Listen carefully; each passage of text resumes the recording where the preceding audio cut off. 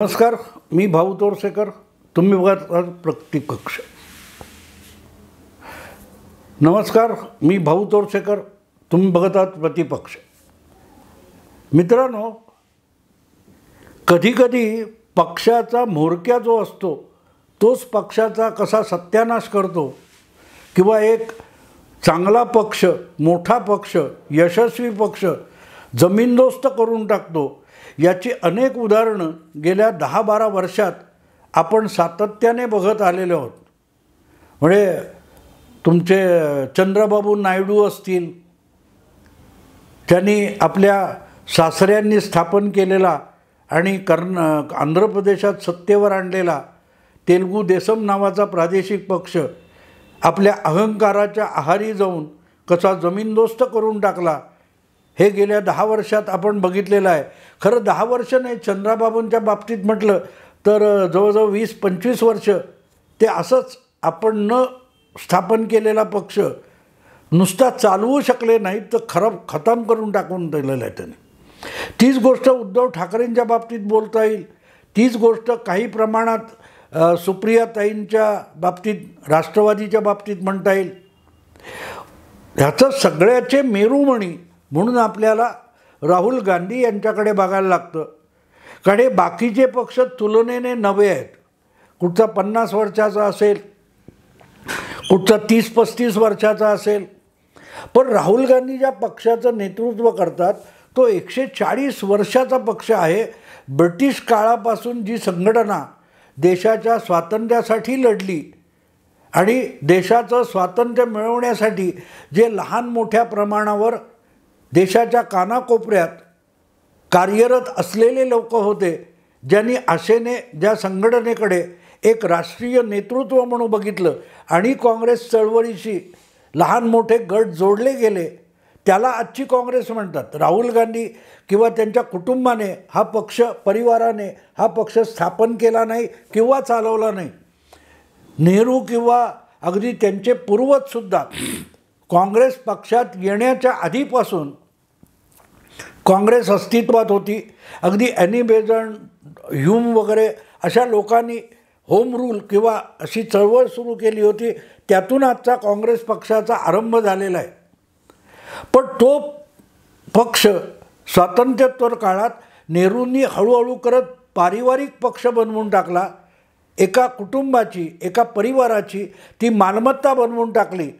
आणि नेहरूंनी जे सुरू केलं होतं ते इंदिराजींनी पुढे नेता नेता काँग्रेसमध्ये असणं म्हणजे नेहरू परिवाराचा गुलाम असणं, नेहरू परिवाराच्या मेहरबानीवर जगणं आणि नेहरू परिवारातल्या कोणीही आपल्याला लाथ मारली तरीही त्याला आशीर्वाद समजणं, या मानसिकतेपर्यंत काँग्रेस पक्ष आणून ठेवला. आणि त्यामुळे हळूहळू ज्यांच्याकडे स्वयंभू कर्तृत्व होतं असे नेते हळूहळू काँग्रेस पक्षातून बाहेर पडून वेगवेगळे स्थानिक प्रादेशिक पक्ष निर्माण करत गेले. अगदी चरणसिंग असतील, शरद पवार असतील किंवा असे अनेक पक्ष, समाजवादी गट असेल, कम्युनिस्ट गट असेल, वेगवेगळे प्रादेशिक पक्ष असोत, हे अगदी RSS ज्याच्यातून भाजप या पक्षाची किंवा पूर्वी जनसंघाची सुरुवात झाली, ती मूळची RSS ही संघटनासुद्धा काँग्रेस सेवा दल या मूळ संघटनेपासून मुस्लिम लांगूल चालन नको म्हणून हेडगेवारांनी बाजूला केली आणि RSS राष्ट्रीय स्वयंसेवक संघ 100 वर्षापूर्वी स्वातंत्र्यपूर्व काळात स्थापन केला होता. सांगायचा मुद्दा असा की इतकी 140 वर्षाची परंपरा असलेल्या काँग्रेस पक्षाला राहुल गांधींनी आपल्या पोरकटपणातून पुरतं जमीनदोस्त आणि लुळं पांगळं करून टाकलेलं आहे. आणि इतकी वाईट अवस्था या पक्षाची झालेली असताना त्यापासून काँग्रेस नेते बाजूला व्हायला तयार नाहीत, कारण त्यांना स्वयंभूरित्या विचार करण्याची क्षमतासुद्धा राहिलेली नाही. आणि ही आजची नाही आहे. मी ज्या वेळेला इंदिरा गांधींच्या काळापासून म्हणतो तेव्हा मला 1980 नंतर इंदिराजी पंतप्रधान झाल्या दुसऱ्यांदा, आणीबाणीतल्या पराभवानंतर इंदिराजी परत तिसऱ्यांदा पंतप्रधान झाल्या. चौथ्यांदा म्हटलं पाहिजे, कारण 64मध्ये 65मध्ये त्याच्यानंतर 68मध्ये, 71मध्ये आणि परत 80मध्ये. म्हणजे इंदिराजी चौथ्यांदा पंतप्रधान झाल्या. त्यावेळेचा एक प्रसंग तुम्हाला मी मुद्दाम सांगेन. इंदिराजी आणीबाणीचं सगळं भूत बाजूला सारून परत एकदा पक्ष फोडून 2/3 बहुमताने लोकसभेत निवडून आल्या. त्यावेळेला त्यांचे गृहमंत्री ग्यानी झैल सिंग होते, जे पंजाबचे नेता होते, पंजाबचे आधी मुख्यमंत्री राहिलेले होते. असे ग्यानी झैल सिंग हे इंदिराजींच्या 80 नंतरच्या मंत्रिमंडळामध्ये गृहमंत्री होते. पण लवकरच मला वाटते संजीव रेड्डी यांची राष्ट्रपतीपदाची मुदत संपली आणि जी राष्ट्रपतीपदाची निवडणूक झाली त्यामध्ये इंदिराजींनी ग्यानी झैल सिंग यांना राष्ट्रपतीपदी निवडून आणलं. आणि त्याचं कारण सरळ होतं की इंदिराजींनी जे जनता पार्टीला सतावण्यासाठी खलिस्तानचं भूत उभं केलं होतं, भिद्रनवालेचं भूत उभं केलं होतं, त्यातून शिखांमध्ये जी नाराजी निर्माण झाली होती तिला शांत करण्यासाठी एका शिखाला राष्ट्रपती पदावर बसवण्याचा जुगार इंदिराजींनी खेळला होता आणि तो यशस्वी झाला असं म्हणता येईल. कारण ग्यानी झैल सिंग राष्ट्रपती झाले, पण नुसते राष्ट्रपती झाले असं नाही. राष्ट्रपती पदावर निवडून आल्यानंतर इंडिया टुडे या तात्कालीन लोकप्रिय पाक्षिकाने झैल सिंग यांची मुलाखत घेतली होती आणि त्यात झैल सिंग यांनी काढलेले उद्गार मला आजही विसरता आलेले नाहीत. कारण तिथे काँग्रेस पक्ष हा कसा पारिवारिक मालमत्तेचा झाला याची साक्ष झैल सिंग यांनी दिलेली आहे. झैल सिंग यांनी दिलेली आहे. कारण झैल सिंग ती मुलाखत देताना म्हणाले की नेहरू परिवाराने आपल्या घरी झाडू मारायला बोलवलं तरीही मी तो माझा अभिमानच आणि स्वाभिमान समजेन, माझा सन्मान समजेन. देशाच्या राष्ट्रपतीपदी निवड झाल्यानंतर एक पूर्वाश्रमींचा काँग्रेसवाला काय म्हणतो की मला नेहरू परिवाराने घरी झाडू पोछा करायला ठेवला तरीही तो माझा सन्मान असेल. ही काँग्रेसजनांची मानसिकता आहे. आज जवळजवळ 43 वर्षानंतर त्याची साक्ष संपूर्ण काँग्रेस पक्षाचा प्रत्येक नेता आणि कार्यकर्ता देत असतो. कारण राहुल गांधी त्यांना आपल्या गुलामासारखे, चाकरासारखे, नोकरासारखे हडतूड करून वागवत असतात. तुम्हाला आठवत असेल तर मुंबईमध्ये इंडी अलायन्सचं जे संमेलन झालं होतं त्यामध्ये काँग्रेसपासून दुरावलेले राहुल गांधी आणि काँग्रेस पक्षाचे ख्यातनाम वकील कपिल सिब्बल आले होते. तर त्यांना इथे येऊच का दिलं म्हणून राहुल गांधींच्या चमच्यांनी उद्धव ठाकरेंना सुद्धा खडसावलं होतं की आम्ही ज्याला लाथ मारून हाकललं त्याला तुम्ही बोलवता कसं. म्हणजे काँग्रेसचा जो माणूस आम्ही त्याज्य मानला, मग तो गुलाम नबी आझाद असो किंवा आणखीन ज्योतिरादित्य शिंदे असो किंवा आणखीन कोण कपिल सिब्बल असो, तर ही जी मानसिकता आहे या मानसिकतेतून काँग्रेस बाहेर पडत नाही तोपर्यंत काँग्रेसचा पुनरुद्धार होणं बिलकुल शक्य नाही मित्रांनो, बिलकुल शक्य नाही. पण तो विषय नाही आहे. विषय असा आहे की या प्रकारे राहुल गांधी वागत असताना पदोपदी काँग्रेसचं नुकसान होत असतं आणि जिथे राहुल गांधी जात नाहीत तिथे स्थानिक पातळीवर काँग्रेसवाले आजही निष्ठेने काम करतात आणि आपल्याला पक्ष म्हणून यशस्वी करून घेतात. तिथेही येऊन राहुल गांधी किंवा गांधी परिवार तिथल्याही काँग्रेसचा सत्यानाश करत असतो. 2004मध्ये काँग्रेसला सोनिया गांधींनी पुन्हा सत्तेवर आणलं असं म्हटलं जातं. पण त्याचं मोठं श्रेय जर कोणाला असेल तर ते राजशेखर रेड्डी नावाचे जे एकत्रित आंध्र प्रदेशचे नेते होते काँग्रेसचे त्यांना आहे. त्यांनी आंध्र प्रदेशमध्ये सगळ्या तेलुगू देसमच्या विरोधात डावी आघाडी, प्रादेशिक पक्ष, तेलंगणा पक्ष अशा सगळ्यांना एकत्र आणून 27 खासदार लोकसभेत पाठवले होते. त्यामुळे काँग्रेसला 146 ही संख्या मिळवता आली आणि त्यात इतर पक्षांना सोबत घेऊन सोनिया गांधींनी सरकार बनवलं होतं. कारण अवघ्या 4 का 5 खासदारामुळे काँग्रेस पक्ष हा लोकसभेत परत एकदा मोठा पक्ष झाला होता. पण बहुमताच्या निम्मे जागासुद्धा काँग्रेस पक्षाला मिळवता आल्या नव्हत्या. पण त्यातला मोठा गट कुठचा असेल तर तो एकत्रित आंध्र प्रदेशचा होता. पण 2019मध्ये 2009मध्ये त्यापेक्षाही अधिक स्वबळावर आंध्र प्रदेश राजशेखर रेड्डी यांनी जिंकून दाखवला होता. पण तो जिंकून दाखवल्यानंतर मात्र सोनिया गांधी असं राजकारण खेळत गेल्या की आंध्र प्रदेशातून, म्हणजे आज तेलंगणा आंध्र प्रदेश म्हणतात, या दोन्ही ठिकाणाहून काँग्रेस पक्ष नामशेष झालेला आहे.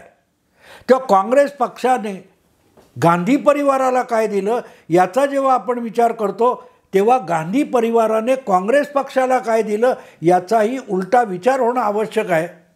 प्रामुख्याने सोनिया गांधी आणि त्यांच्या दोन्ही मुलांनी काँग्रेस पक्षाचा विचका करून टाकला. ही त्यांची सगळ्यात मोठी काँग्रेस पक्षाला दिलेली भेट आहे, हे विसरता कामा नये. आणि आज अशी आता गेल्या महाराष्ट्रातल्या 4 वर्षापूर्वी झालेल्या विधानसभा निवडणुकीची आठवण करून बघा.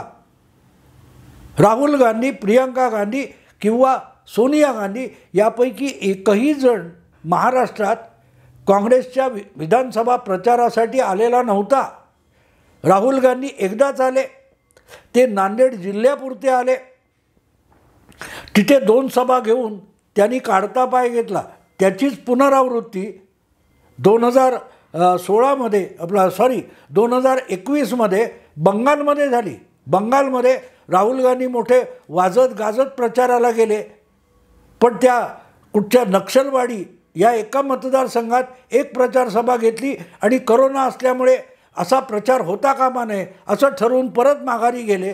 म्हणजे प्रत्येक ठिकाणी राहुल गांधी प्रचाराला गेले नाहीत. पण ज्या वेळेला स्वबळावर स्थानिक पातळीवर कार्यकर्ते काम करतात आणि निवडून येतात त्यांच्यावर अधिकार गाजवायला मात्र नेहरू गांधी परिवार पुढे असतो. महाराष्ट्रात कसेबसे 44 आमदार हे काँग्रेसच्या स्थानिक नेत्यांनी स्वतःला निवडून आणलं.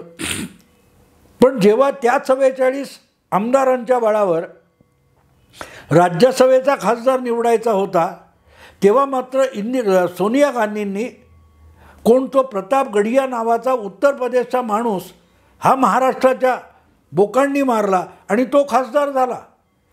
म्हणजे आमदार निवडून आणण्यासाठी नेहरू गांधी परिवार कुठलीही मेहनत घेत नाही. पण निवडून आलेले आमदार असतात त्याच्या बळावर राज्यसभेच्या जागा निवडायच्या तेव्हा कधी चिदंबरम कधी तो प्रताप गडिया हा बोकांनी मारला जातो.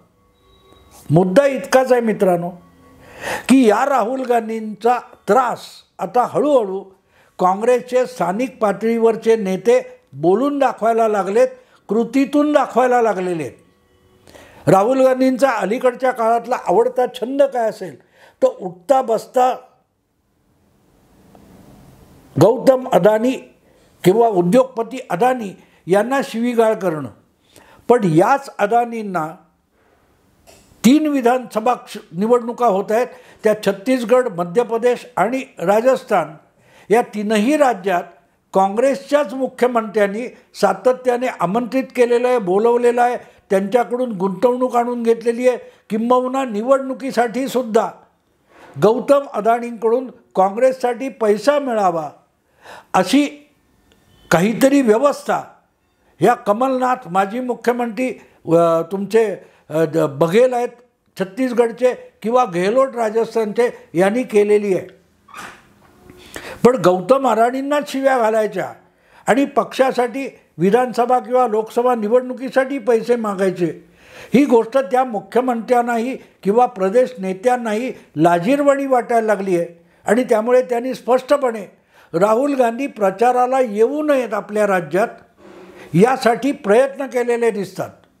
म्हणजे मी तर ऐकलं की मध्य प्रदेशमध्ये कृपा करून राहुल गांधींना पाठवू नका, प्रियंका वड्रांना पाठवा अशी कमलनाथ यांनी मागणी केल्याची बातमी मला ऐकायला मिळाली. मी जेव्हा जयपूरला राजस्थानच्या त्या जयपूर डायलॉग कार्यक्रमासाठी गेलो होतो तिथे भेटलेल्या पत्रकारांनी सांगितलं राजस्थान असो किंवा मध्य प्रदेश असो दोन्ही ठिकाणी काँग्रेसचे अनेक उमेदवार आणि स्थानिक नेते हात जोडून सोनिया गांधींना आणि मल्लिकार्जुन खरगेंना विनंती करतात की बाबा आमच्याकडे राहुल गांधींना प्रचाराला पाठवू नका, कारण राहुल गांधी आले तर आमच्या मेहनतीवर इतकं पाणी टाकतील की आम्ही जे निवडून येऊ शकतो आपल्या बळावर ते पण आम्हाला अशक्य होईल. कशी परिस्थिती आली आहे बघा, कशी परिस्थिती आली आहे. आणि गोष्ट साधी सरळ आहे मित्रांनो. तुम्ही ज्या उद्योगपतीला अकारण रोजच्या रोज मोदींच्या निकटवर्ती म्हणून शिवराळपणा करत असाल, त्यांच्यावर खोटे नोटे आरोप करत असाल, तर त्या उद्योगपतीने तुमच्या पक्षाला मदत कशाला करायची? कमलनाथ किंवा कोणते बघेल असतील किंवा गेहलोत असतील किंवा महाराष्ट्रात शरद पवार किंवा नाना पटोले असतील, यांनासुद्धा अदानी मदत करू शकतात. आणि ते उद्योगपती आहेत. उद्योगपती आणि व्यापारी हा आपली गुंतवणूक सगळ्या पक्षात करत असतो. न जाणो उद्या कुठला पक्ष सत्तेत येईल, तेव्हा कुठल्याही राजकीय पक्षाशी वैरभावना पत्करणं हे उद्योगपतीला आणि व्यापाऱ्याला परवडणारं नसतं. त्यामुळे अदानी भरे मोदींच्या काळात मोठे झाले असतील किंवा भारतीय जनता पक्षाचे निकटवर्तीय दिसत असतील, तरी ते सुद्धा आडमार्गाने किंवा अपरोक्ष इतर पक्षांनाही मदत करत असतात. आणि म्हणूनच राहुल गांधींची किती हौस असेल किंवा त्यांना अदानींना शिव्या घालायला आवडत असतील, तरी त्यामुळे काँग्रेस पक्षाच्या आर्थिक नाड्या आखडल्या गेलेल्या आहेत. आत्ता आणखीन एक बातमी मी थोड्या वेळापूर्वी वाचली की काँग्रेस पक्षाचं दिल्लीतलं जे मुख्यालय आहे, तिथे जे काय 100-150 वगैरे कर्मचारी काम करतात, त्यांना गेल्या कित्येक महिन्यापासून पगार मिळू शकलेला नाही. अगदी मुंबईतलं टिळक भवन आहे किंवा आणखीन कुठे कुठे काँग्रेस पक्षाची कार्यालय आहेत, तिथे जे कर्मचारी म्हणून काम करतात, कार्यकर्ते पदाधिकारी बाजूला ठेवा, कार्यकर्ते म्हणून नाही तर कर्मचारी म्हणून काम करतात, त्यांना रितसर पगार द्यावा लागतो आणि तो पगार द्यायला सुद्धा पैसे नाहीत. अशी काँग्रेसची दुर्दशा आहे. बिगर गांधी अध्यक्ष पाहिजे म्हणून मल्लिकार्जुन खरगे यांना बुजगावणं म्हणून काँग्रेस अध्यक्षपदी बसवलेला आहे. पण पक्ष चालवण्यासाठी जो पैसा लागतो तो मात्र गांधी परिवाराने कुठेतरी दडपून ठेवलेला आहे. आणि फार उदार झाले तर मग त्यातले काही पैसे हे पक्ष चालवायला मिळत असतात.